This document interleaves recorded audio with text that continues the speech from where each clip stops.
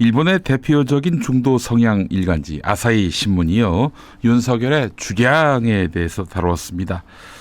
한 전직 장관 말을 인용한 것인데요.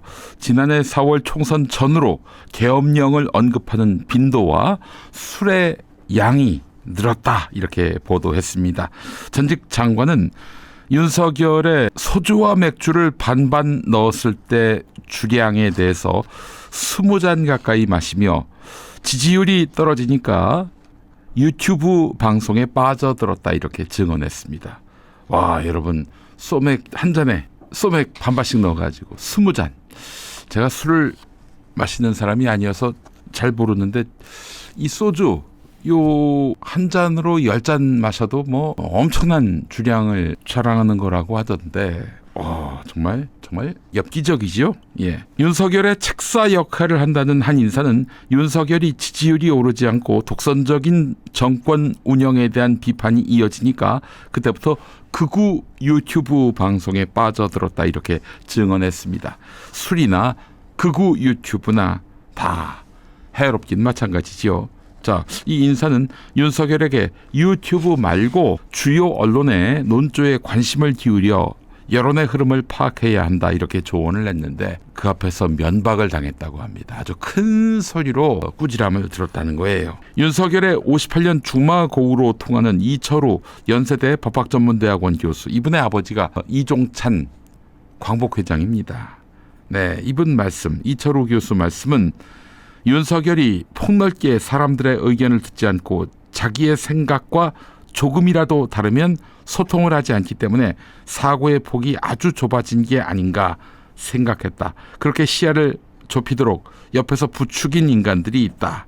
지난해 12월 4일만 해도 홧김에 저랬나 보다 했는데 그 후에 나오는 증거들이 비상계엄 계획이 있었음을 말해주고 있어서 당혹스럽게 생각했다. 이 홧김에 술 한잔 마시고 비상계엄을 선포한 게 아닌가, 이렇게 생각하는 분들이 많았습니다. 근데 아주 치밀하게 계획을 세운 거예요. 총선 이후로 여러 달 동안 말입니다.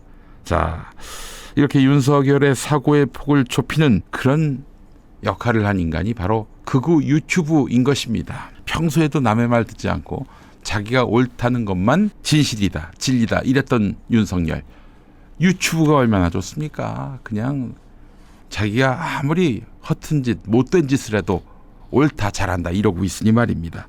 또 자기 미워하는 사람들을 그냥 오징어 씹듯이 씹어대니 얼마나 통쾌하겠어요. 그러니까 이 윤석열이가 술에 몰두하더니 극우 유튜브에 몰두하게 된 것이다, 이런 얘기입니다.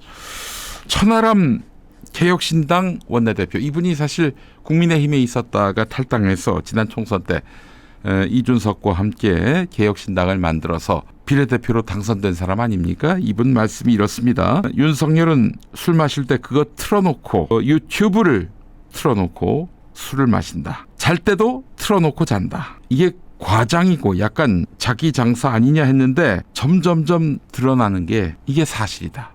그러니까 유튜버들이, 극우 유튜버들이 대통령이 내 방송을 듣는다, 술 마실 때도 듣고 잘 때도 듣는다, 이게 떠들고 다녔는데 처음엔 다들 믿지 않았지요. 근데 보니까 사실이야. 이걸 두고 같이 인터뷰했던 신율 명지대 교수는 수면 유도 영상 ASMR 같은 존재다, 극우 유튜브가 말이죠.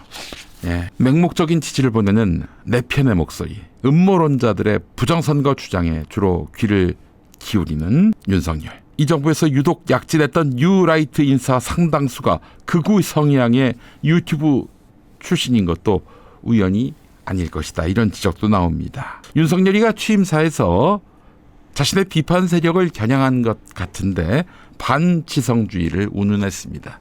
반지성주의. 누가 반지성주의의 주인이 될 수 있습니까? 대화와 타협의 정치력을 발휘하는 대신에 계엄 선포, 국회 내에 군병력 투입이라는 이런 기가 막힌 반헌법, 극단적 조치, 이거야말로 반지성주의 아닙니까?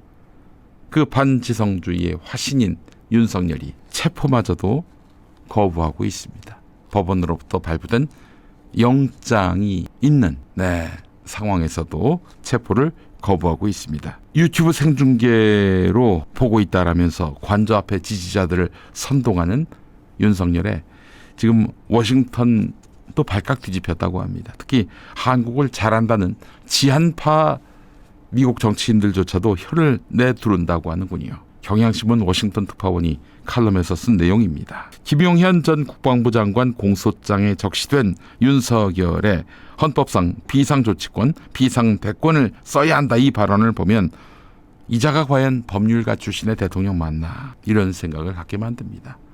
법률가 정도라면은 극우 유튜브 같이 그 속내가 뻔한 이런 선동가들의 말은 걸러 들어야 하는 것이 기본 아닙니까? 사실 이미 전조가 있었습니다. 김진표 전 국회의장이 지난해 6월 회고록을 냈잖아요. 이태원 참사와 관련해서 이상민 행정안전부 장관 해임 건의 당시 윤석열이 이태원 참사에 관해 지금 가장 강하게 의심되는 것이 있는데 그게 있어서 아무래도 결정을 못하겠다 이렇게 얘기를 했습니다. 이 사고가 특정 세력에 의해서 유도되고 조작된 사건일 가능성을 배제할 수 없다. 이 얘기 누가 했습니까? 극우 유튜버가 했습니다. 이 말을 듣고는 이런 터무니없는 음모론을 듣고는 윤석열이 여기에 휘둘렸다는 얘기입니다. 김진표 전 의장이 한 말이 이렇습니다. 극우 유튜버 방송에서 나오는 음모론적 말이 대통령의 입에서 술술 나온다는 것이 믿기 힘들었다. 자, 비상계엄 이후에 어느 정도 심각한 것인지 그 양상이 다 드러나고 있습니다. 성경 이야기를 해서 죄송합니다. 제가 목사라서 성경이 좀 친숙합니다. 성경에 보면 예레미야라는 사람이 나옵니다. 예언자였는데요. 뭐 예언을 잘해서 예언자라기보다는 이 신의 뜻을 듣고 사람들에게 일러주는 역할을 한다 해서 예언자입니다. 이 예언자인 예레미야가 곧 이스라엘이 망한다라는 얘기를 해야 합니다. 근데 사람들이 좋아하겠어요? 특히 기득권층이 좋아하겠어요? 근데 신은 그렇게 말하라고 명령을 합니다. 그래서 얘기를 했더니 어떻게 됐습니까? 얻어맞고 욕먹고 누군가는 와서 침을 뱉고 그러다 결국 10년 동안 감옥살이를 했습니다. 나와서도 쓰레기 취급받았죠. 예. 근데 그 시대에 예레미야와는 다른 예언자가 있었습니다. 하나냐, 이름이 하나냐예요. 하나냐라는 사람은 하나입니다. 예. 딱 한 사람이에요. 이 하나냐는 그냥 사람들을 향해서 달달한 말을 합니다. 특히 기득권층 좋아할 말만 해줘요. 그래 놓고는 지위를 얻고 돈도 벌고 오늘의 극우 유튜버를 딱 닮은 사람이 바로 하나냐인 것입니다. 그렇다면 오늘의 진보 유튜버는 예레미야를 닮아야 하지 않겠습니까? 네, 그런 유튜버도 많이 있습니다. 그러나 진보 유튜브 중에 전부 예레미야 같은 사람들만 있느냐? 지지자에게, 시청자에게, 구독자에게 당신이 옳다라는 걸 들려주고 싶어서 달짝지근한 얘기만 하고 결국 그 말을 해준 대가로 돈을 받고 또 달짝지근한 말이 없으면 음모론을 유포하고 그렇게 해서 불편한 진실을 들려주기를 꺼려하고 이런 와중에 자신을 공격하거나 비판하는 세력이 있으면 그걸 대신 싸워줄 신도를 양산하고 스스로 교주가 되고 자신에 대해서 비판하는 그 사람을 악마화하고 거짓말로 이런 진보 유튜버가 있습니까? 없습니까? 여러분 한번 좀 채팅창에 글을 올려보세요. 그런 유튜버가 있습니까? 없습니까? 여러분 우리가 열광하는 진보 유튜버 중에 이런 사람이 있습니다. 성추행, 사기, 폭행, 전과 다 합해서 구범. 전과 구범. 근데도 그 사람은 막 추앙받아요.